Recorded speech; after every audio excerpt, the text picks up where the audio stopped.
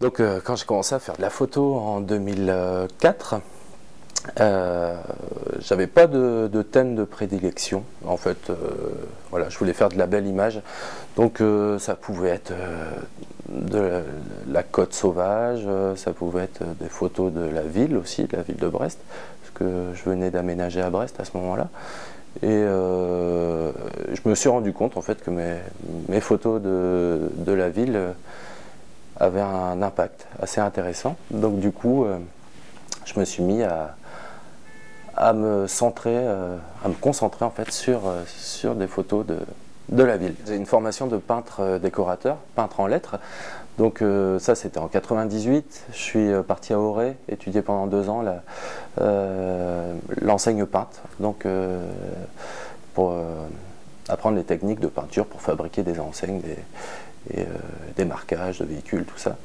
Et par la suite, j'ai fait une année de formation à Vitré pour étudier le trompe-l'œil. Ça, c'était vraiment la partie importante dans l'évolution de mon travail par la suite. Donc, le trompe-l'œil en peinture traditionnelle avec la peinture à l'huile, les faux bois, les faux marbres, des choses comme ça. Donc à ce moment-là, je m'intéressais beaucoup à la prestidigitation, à la magie, des choses comme ça. Donc c'est vrai que j'ai toujours eu un pied dans des univers mystérieux, magiques et dans le trompe-l'œil, quoi. Alors mon approche de l'image est particulière du fait que je vais souvent faire du montage ou pas, et j'aime bien créer un petit peu le doute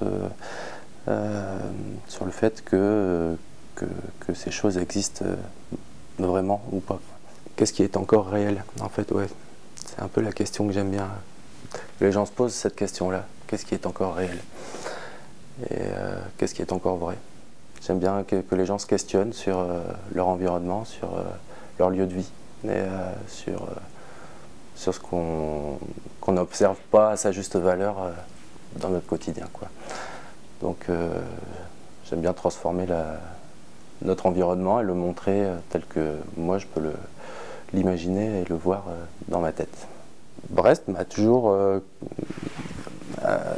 attiré dans la mesure où je la voyais de loin. J'habitais à Plougastel et j'y allais assez régulièrement puisque j'étais à l'école à Brest ici. Mais je connaissais principalement la rue Jean Jaurès puisque j'allais pas beaucoup plus loin que ça. Et quand j'ai fini par y habiter, j'ai voulu la découvrir un petit peu mieux à travers la photographie.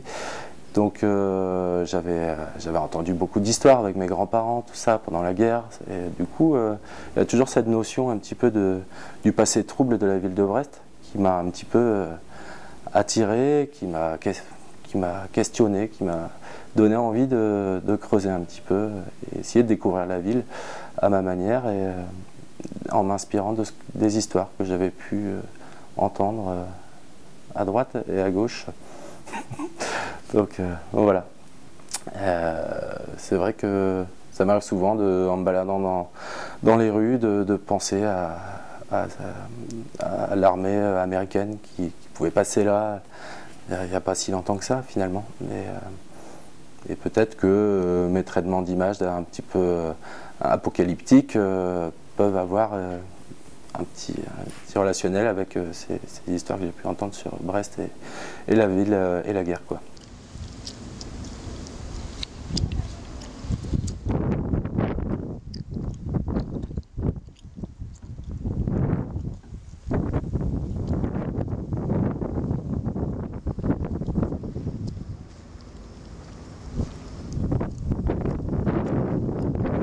L'idée ici, en exposant au Jardin des Explorateurs, c'était de pouvoir mettre en place le début d'une nouvelle série, c'est-à-dire l'arrivée de la végétation dans la ville de Brest avec la présence de forêts, de bois, de végétation.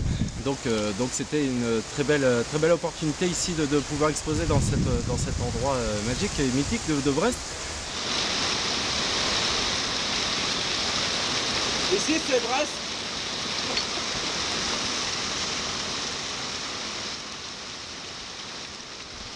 Donc Céline Angot de BMO m'a commandé donc un reportage pour photographier les anciens travailleurs du plateau des Capucins. Donc c'est un travail qui m'a pris environ 2 mois pour rencontrer 90 personnes et les photographier à travers le plateau des Capucins. Donc à ce moment-là, j'ai décidé d'avoir des traitements d'images assez soft, on va dire, et assez respectueux des gens que j'ai pu rencontrer là-bas. Mais en y travaillant, au fur et à mesure, j'ai des idées plus personnelles qui me sont venues à l'esprit. Donc j'ai voulu noyer le plateau dans ce qui le représente le plus, c'est-à-dire la mer, quoi. Et je me suis dit que ces animaux allaient représenter les gens qui y sont passés pendant toutes ces années. Le banc de poissons aussi que je représente, lui représente plus l'ensemble des gens dans le côté solidaire et soudé, quoi. C'est vrai que c'est la partie qui n'est pas toujours évidente, c'est de savoir quand c'est fini. C'est un peu le risque, le danger de ces logiciels. Comme Photoshop, c'est une grosse bécane et on a souvent envie de jouer avec les manettes jusqu'à ce que ce soit bien, et des fois ça va un peu trop loin. Il faut savoir s'arrêter.